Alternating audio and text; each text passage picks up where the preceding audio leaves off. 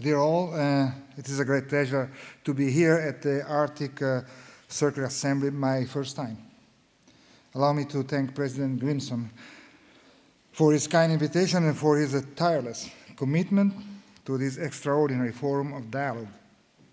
My compliments also to the organizer and to all participants who provide us with very interesting insights and suggestions.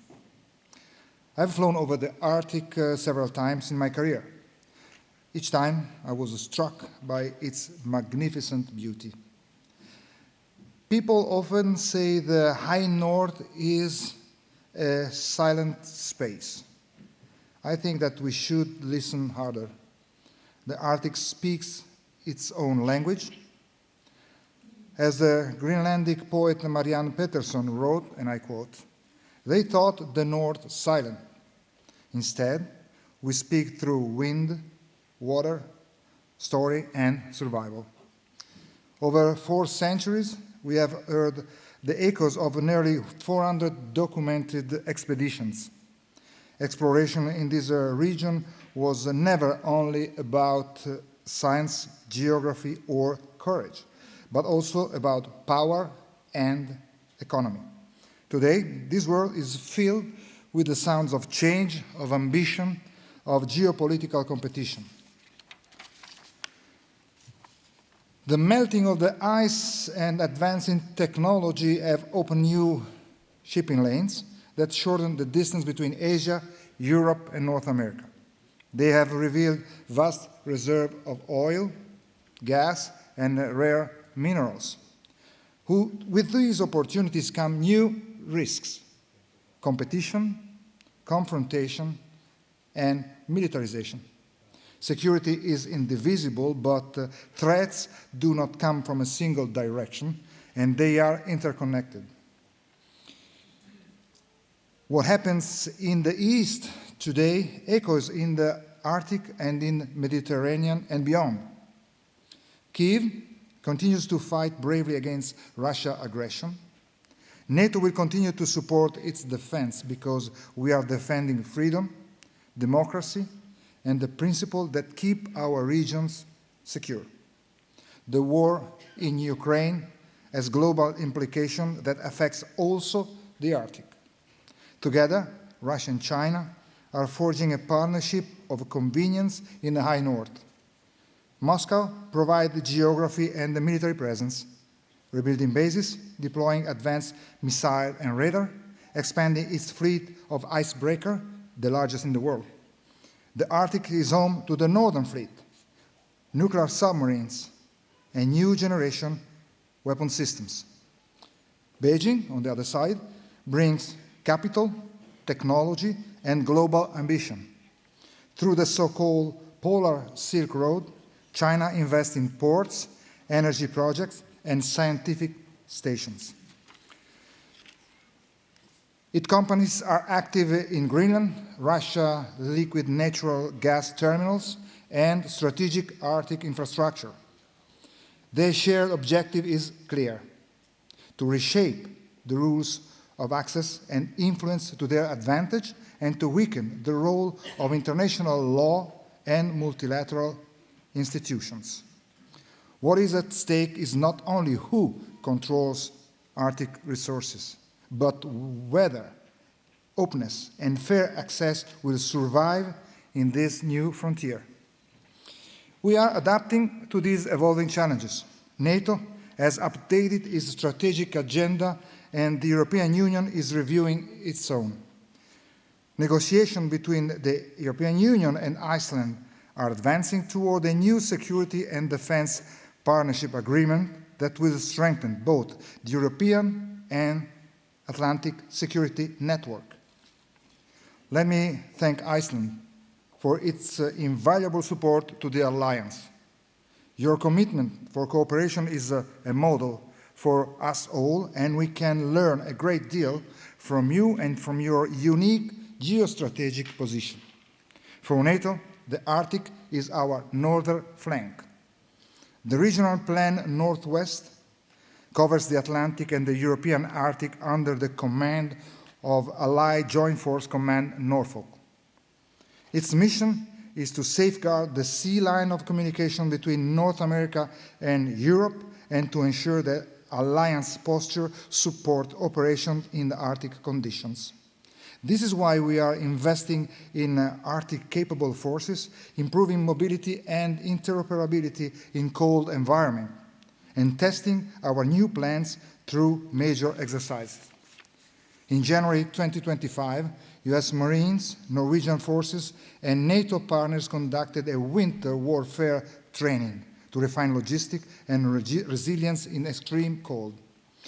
In March 2025, Exercise Joint Viking 2025 brought together 10,000 troops from 9 nations in northern Norway to rehearse collective defense in Arctic terrain. In October 2025, NATO inaugurates the Combined Air Operations Center in Bodo, Norway, to coordinate air operation across the Nordic region, Baltic Sea, North Atlantic, and Barents Sea, strengthening domain control and responsiveness.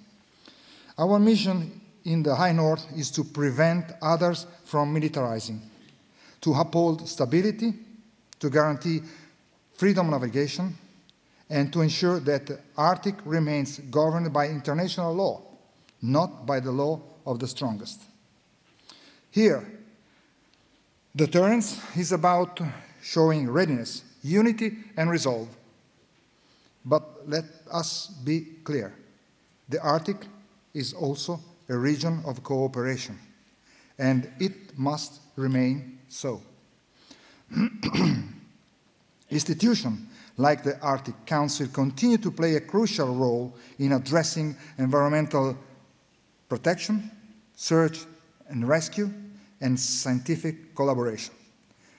Even in times of geopolitical tension, dialogue on this practical issue must continue. Because if competition could define the Arctic, only cooperation can balance it. We should also listen carefully to those who call the Arctic home.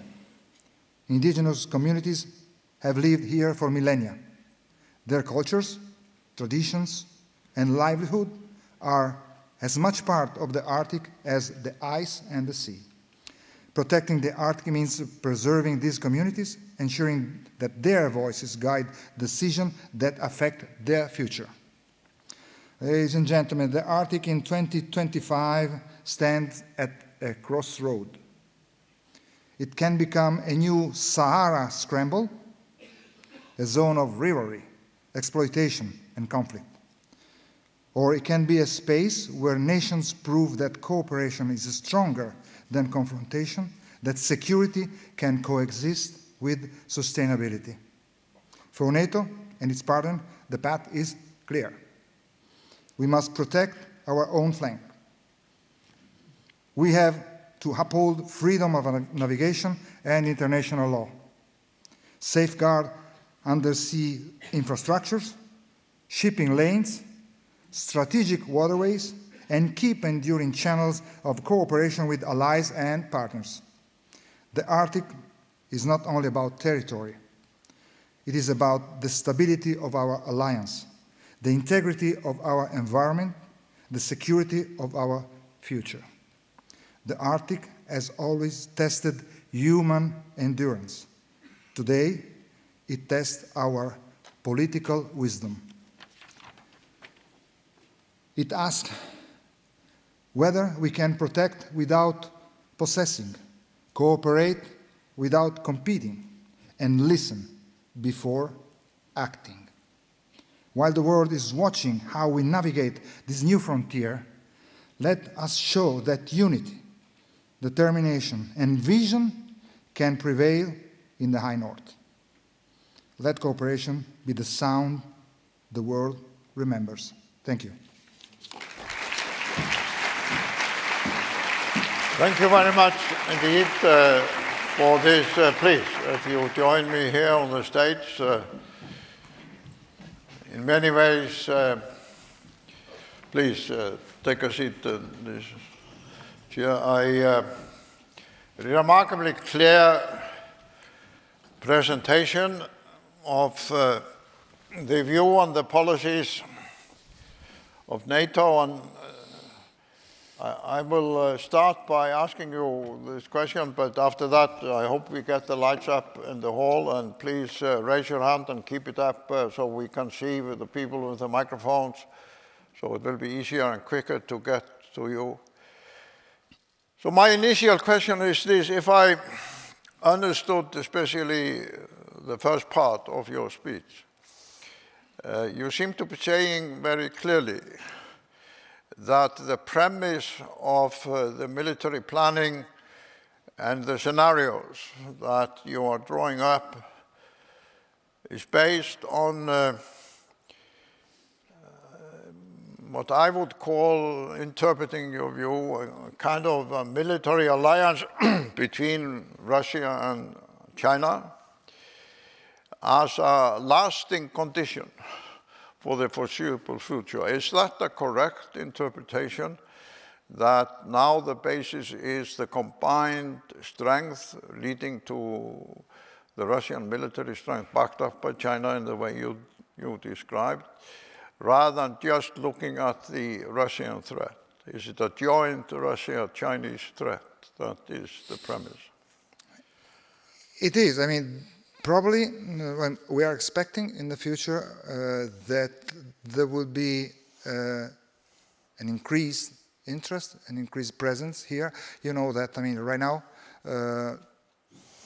Russian soldiers, land forces are busy down in Ukraine, but the Navy, I mean, Northern Fleet, and also bombers, ISR, and all the air aviation is still, I mean, like it was before. So, I mean, there will be a rebuild of the land forces, and there will be China at the very beginning just getting on the wake of Russia, just exploiting the partnership they are setting up, and but second time, I'm expecting that there was a stronger presence of China in the area too. And NATO just want to be here, to be present, to fill gaps, to send a strong message that we want to keep this area safe like it was, freedom of navigation, freedom of access to whatever it will be the potential economic development on the area. So I mean, that's something that we think it's fair. We are not militarizing the area. We are just avoiding that happens, and showing a strong will and a strong alliance. Because let me tell you that we can defend or achieve or defend peace only if we are strong. Maybe I should ask my follow-up question of the political leadership of NATO, and if you think it should be answered by them, it's okay, you can leave it with them. But I was thinking also, as you were making your speech, back to Nixon and Kissinger. And, I'm sorry? Back to Nixon, President Nixon and Kissinger. The reason why Kissinger went secretly from Pakistan to China to try to pave the way for a historic visit by President Nixon, and then open up the famous dialogue with Mao and Zhou Enlai, was that fundamentally they wanted to split the Soviet Union and China, their cooperation. They saw it in the interest of the West to try in a new way to create a distance between them and to create a cooperation directly with China. So you think that should be considered by the West at the same time? And as I said before, if you think that is beyond your military responsibility, I understand that. But I try to sneak out. Yeah. No. Honestly, this is Chatham House, right? Yes. Indeed. So since it is Chatham House, I mean, two things. It could be an option. It could be an operational strategic option. Why not?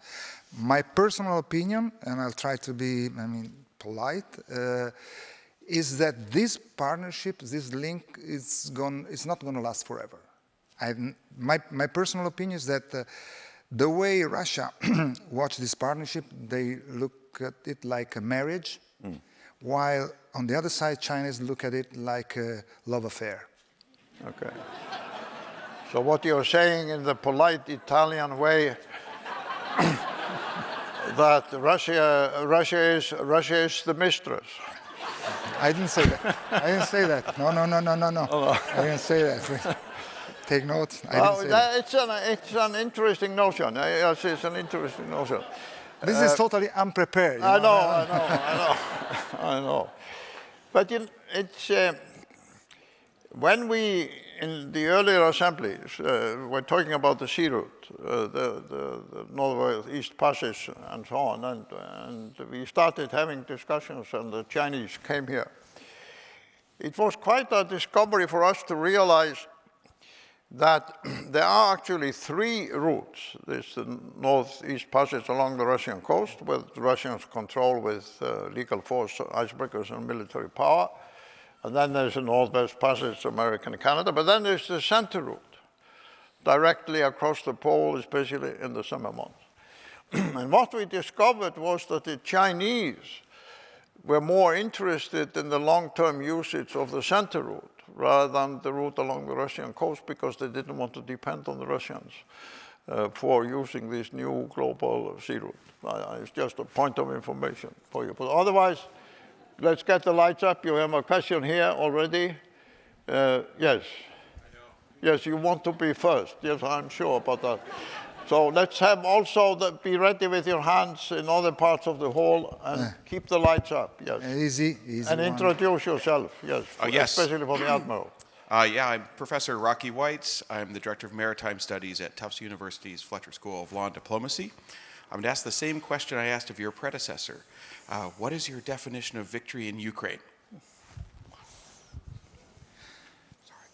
I agree with my predecessors. No.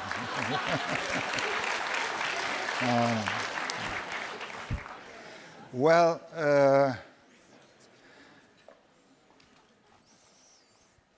victory at this point is difficult to be applied to both of them. First, let's say the easiest one, which is the Russian side. The intent was a kind of blitzkrieg or something very, very quick. In 3 days, everything should be done, but nothing happened. I mean, we are at the third year now. Up north to south, they tried to get to the capital. They didn't succeed. They have been beaten. And they are doing small terrain gain with an enormous amount of losses. So he will not get the strategic goal to have a puppet government like Belarus was. I think that was the very first thing. On the other side, I don't know if they will be able to get back to the original borders. It's something that territorial stuff will be discussed by the two of them. But at this point, the victory, I don't think, is not anymore in the glossary on no one of them. So it will be frozen. From the Ukrainian point of view, just hold it as much as they can, build strength to sit at the table in a stronger position to negotiate. And then they will speak about territory, they will speak about whatever they want to. It's their business, of course. Okay, can I see? Yes. Yes. Hello, and thank you for your openness for questions. Can you stand up, please? Hello there. Hello. Hi, Renata, CEO of Green Bites. Thank you very much for answering the questions and for the openness of the talk. You mentioned the need for collaboration in the Arctic and the show of strength, specifically for the preservation and continuity of sustainability. What does that look like from the perspective of NATO for the conservation of environmental sustainability by having this show of strength? Thank you.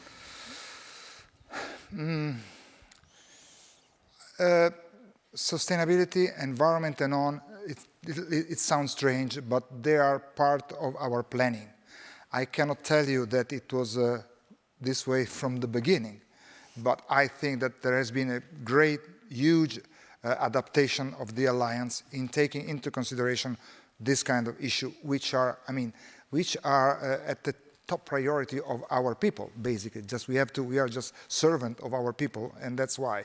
So, I think that NATO now and eventually in the future, whatever it will be, our presence, to face the possible threat, it will be really considering all these facts that are part, as I tell you, we did recently planning to face the two threats that are Russia and global terrorism, and these are, strong inputs that we take into consideration. So I'm expecting that it will be saved, it will be done this way from now on to the future. These are part of our life and of our planning. Yes, here in the front. Thank you for the great talk. I'm Carl. I'm one of the Hindu Malaya Kush Arctic Youth leaders. I'm also curious to hear about how NATO thinks about climate change and climate threats, water wars, resource wars. How does NATO think about that in the future, and will NATO be more active in the area of climate action and climate crisis? Okay, all of these will be game changers, and these will test our ability to adapt. NATO is doing a great job in adapting to new geopolitical scenario, which is evolving. So it's something that it is not ending. It's a process that is reiterate every single time. Climate change, ice melting, and all this kind of stuff are going to be huge game changers. And we are trying to be, of course, proactive and to try to predict what will be our future and be in time in planning and reorienting our efforts, our energy, and again, our planning. But this will be, now it's part of a theoretical study that must be confirmed by the real situation. So it will be an adaptation while we are adapting. Yes, we'll take question here, but I just want to point out to those of you who are sitting there in the back and also, but you can also raise your hands and put questions, but there are two here. First this one, and then just behind in the middle. Thank you, Admiral. I'm from Chinese delegation to this forum. I just have some comments and one question. But not a speech, please. Yeah. First, long time I heard that NATO is no action, only talks. No action, talk only. But right now, I know from your presentation, NATO right now is in action. So I think first I need to make it clear that China never be military alliance to the Russia. Please make it clear that is not China's position or Russia's position to regard each other as a military alliance. Second comment is that I'm glad to hear you said that NATO will guarantee free navigation around the Arctic route. So if Chinese ship from China's harbor to Europe, I'm happy to see that NATO can guarantee the free passage of Chinese ships. Last is my question. You know that we always know about Article 5 of NATO. So right now, if some NATO country will buy another NATO's country's territory or annex another NATO country, what that article should be applied? Thank you.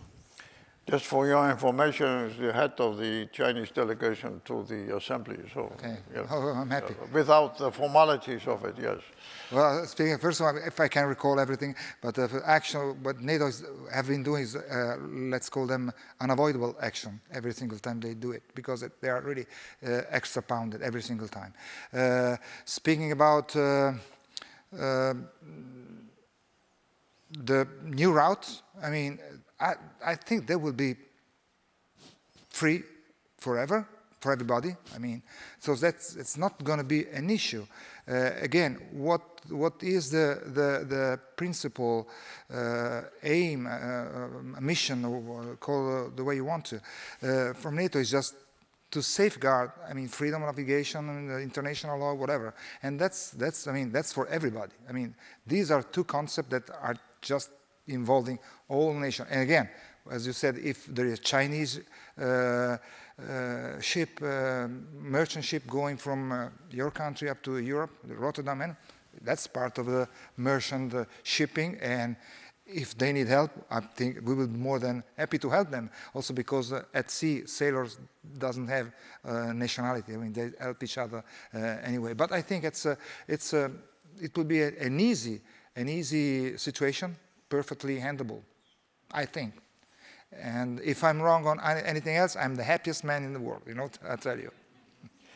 Well, thank you very much indeed, and thank you for putting the question. We find it interesting how this session, just not now, but previously, facilitates a dialogue between China and NATO here. Yeah, we just did it. We did it.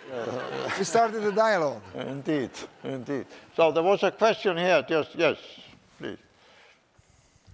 Okay, thank you very much. Mark Lantain, University of Tromsø, and Over the Circle. Where are you? Thank you. I'm sorry. I'm right here. Okay. And then we take the question here in the middle afterwards. Yes, Sure. please take your question. Yeah, very quick question. Just to borrow from your analogy, the marriage versus the love affair, let's talk about the breakup. I'm sorry, say it again? The breakup. Breakup. Well, Breakup. the breakup It of is- the love affair. Yeah. So it is will like... be. Yeah, sorry. Sorry, go ahead. Well, keeping that in mind, it's likely to be messy. So the question is, what kind of contingencies in terms of NATO strategy are in place to deal with separate Russian and Chinese strategies in the Arctic as opposed to a partnership? And one quick add-on question, let's talk about friends of the couple. Let's talk about the BRICS. What kind of contingency plans, strategies is NATO working out towards greater BRICS involvement in the Arctic? Thank you. Toward what kind of involvement? I'm sorry. The BRICS. The BRICS. The BRICS plus states. Okay.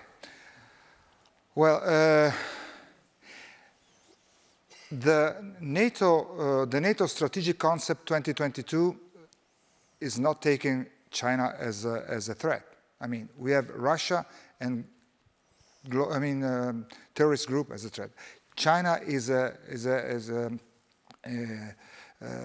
let's say a competitor, so it is pretty much on the economic side, and that's something which is very, very different. So our tactics, our operational plans, our strategy is to face Russia as a threat.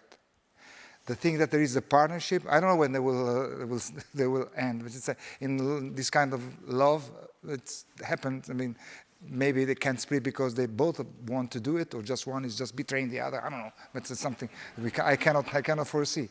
But from my point of view, it will happen sooner or later. The last part of your question on the BRICS. BRICS is a universe of, let's call them, not aligned nations that probably are looking for something else toward what is the Western alliance, or the Western world way of seeing life. But BRICS are a kind of variable geometry that sometimes there are a bunch of them that they are close to NATO. They are just watching on both sides of the story. So I mean, BRICS is something that it could be kind of partner or getting closer to our alliance. But again, talking to them, we are getting also some osmosis with the BRICS too. I mean, that it's not evil, by the way. It's just a bunch of nations that are not totally aligned with the, let's call it, the Western way of life. I will take the question here from the lady here that stood up before. Yes. Hello. Yeah. Hello. Hi, my name is Kristin Högsdotter, and I represent Arctic Green Energy. My question will be quite simple, but I think it would be nice. You have a lot of complicated questions. But Mr. Admiral, what does sustainability mean to you? How would you define it? No, I'm lost here. I'm sorry again. Can you say it again? What does sustainability mean to you? Okay, sustainability is a part of it. It's a strong input that we need to take into consideration, because it is not something that, our plans mean to be effective, but to be sustained in time. And that means that there is a whole universe just following whatever it's the initial move, just to keep the momentum and to keep and to feed, let's call it, to feed the soldiers, the troops that are there. On the front line. So sustainability, from our point of view, from the military point of view, operation point of view, it's part of the planning, and it's part that must be really well understood and really well pre-planned to have the operation effective. So our time is already up. Okay, Peter, because we are friends, I will allow you to. Yes. Being a friend. No, you need the microphone, yes. Thank you. My name is Peter Seligman, and I am involved with the Grimson Center. Going back to this relationship issue that you've been talking about, President Putin and President Trump seem to have a very interesting relationship that goes back and forth, and we never know if it's good or bad. My question to you is, if the relationship with Putin and Trump is strong and filled with love and admiration, how does that affect the relationship between the United States and NATO? Well, okay. United States, we know it, it's the main stakeholder of the alliance. And if anything so, abruptly is going to happen, I don't think it's going to happen in so an abrupt way. But just in case, I think we need to, adaptation is the key. A strong, mature alliance should be able to adapt to changing situation. If Mr. Putin and Mr. Trump are reaching a deal, I assume, knowing Mr. Trump, that Mr. Putin is just giving up some of his behavior and being much more, prone or able to negotiate and to get closer to us, to the alliance. So, it could be a good thing if the movement is pretty much in one way, from Putin's side toward Mr. Trump and toward the alliance, because we are still thinking pretty much the same way. My final question is this, we both see here the message we get from the time controller here. As you see here at the assembly, there are other prominent, big, important Asian countries that are already in the Arctic cooperation in various ways and have a multiple presence here. Japan, Korea, Singapore, India, in addition to China. Do you at all, in your planning and thinking within NATO, also take into account the other Asian countries, and then to what extent? Yeah, I have been, recently I've been in Thailand, in Japan, and South Korea. And, in the Pacific we have 4 partners, which are Japan, South Korea, Australia, and New Zealand. They are partners, so it's a situation. It's a status close to allied. But my main effort was to go there and send a message. It seems that it was not clear up to that point that NATO is interested in the Pacific.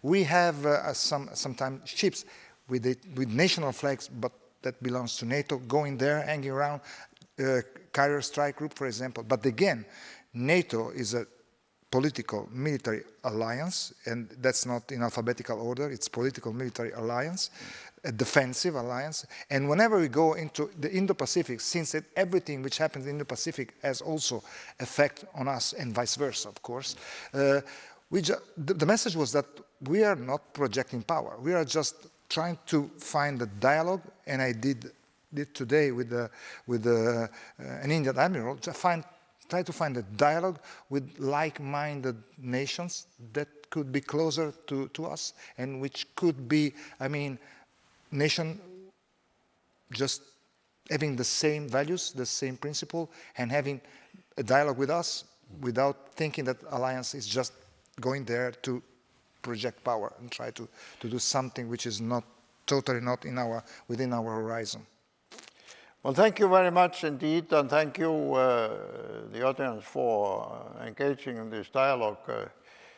I think it's a very important role that you are fulfilling, and we are here in providing this platform for dialogue between you on behalf of NATO with the vast variety of the participants here.